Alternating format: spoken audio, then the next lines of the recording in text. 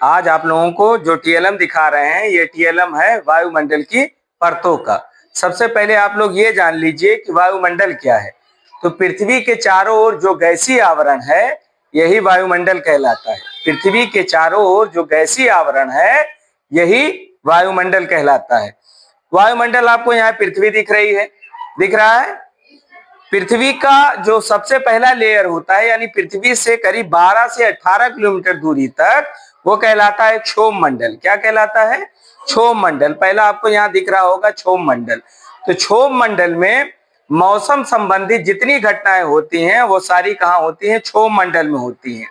आंधी है, तूफान है, बरसात है, ये सारी जो घटनाएं हो रही हैं ये क्षोभ मंडल में होती हैं।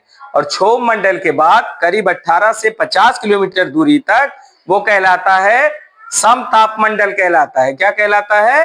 समतापमंडल कहलाता है। नाम से ही ये लग रहा होगा कि यहाँ तापमान समान होगा, तो समान तापमान रहता है, इसलिए यहाँ वायुयान जो है यहाँ इसी मंडल में, इसी लेयर में वो गति करता है यानी चलता है।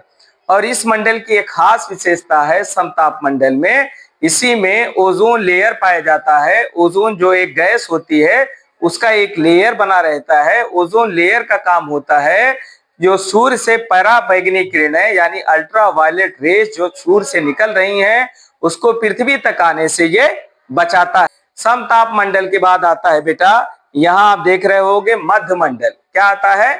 मध्य मंडल।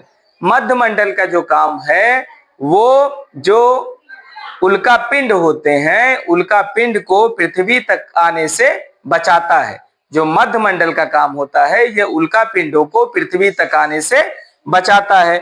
उल्का पिंड यहाँ बच गए। उसके बाद जो मंडल आता है वो ताप मंडल आता है या आयन मंडल आता है। ताप मंडल या आयन मंडल।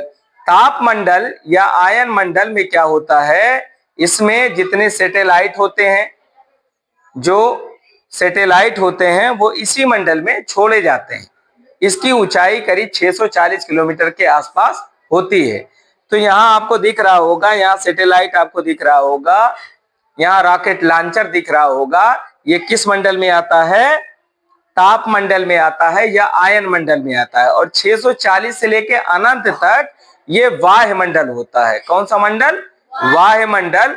और वाह्य मंडल जो है ये सामान्यतः ये अंधेरा रहता है। यहाँ हाइड्रोजन और हीलियम जो गैसें होती हैं वो इसी मंडल में यानी वाह्य मंडल में पाई जाती हैं। इसको याद करने का एक सूत्र है, छोड़ सबको मैं आया बाहर।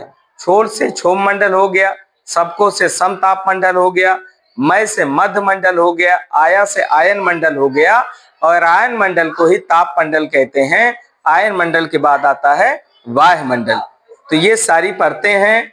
पृथ्वी से सबसे पहली परत हो गई क्षोभ मंडल। क्षोभ मंडल के बाद आपको यहाँ दिख रहा होगा कौन सा? समताप मंडल। समताप मंडल के बाद दिख रहा होगा मध्य मंडल।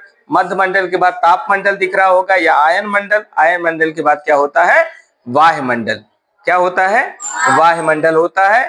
तो इस तरीके से इसको आसानी से हम लोग याद कर सकते हैं।